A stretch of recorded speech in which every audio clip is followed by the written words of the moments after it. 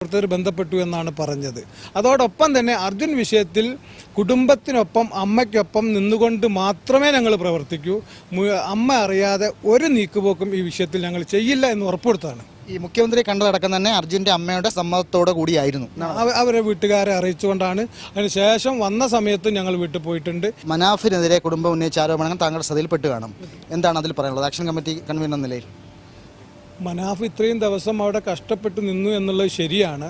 പിന്നെ കുടുംബം എന്തുകൊണ്ട് അങ്ങനെ പറഞ്ഞത് എന്ന് എനിക്ക് ഒറ്റ വാക്കിൽ പറയാൻ സാധിക്കില്ല. എന്താണ് അതിൽ സംഭവിച്ചതെന്ന് നോക്കേണ്ടതുണ്ട്. പിന്നെ അവരുടെ ഒരു മാനസികമായിട്ടുള്ള വിഷമങ്ങൾ, അവർ അനുഭവിച്ചു കൊണ്ടിരിക്കുന്ന ഒരു വിഷമങ്ങൾ നമ്മൾ കണ്ടറിയേണ്ടതുണ്ട്. പിന്നെ യൂട്യൂബിലൊക്കെ വളരെ അവരെ അസ്വസ്ഥപ്പെടുത്തുന്ന, വിഷമിക്കുന്ന വാർത്തകൾ തന്നെയാണ് വന്നുകൊണ്ടിരിക്കുന്നത്. കോഴിക്കോട് നിന്ന് അനന്തു രാമചന്ദ്രൻ, മനോരമ ന്യൂസ്.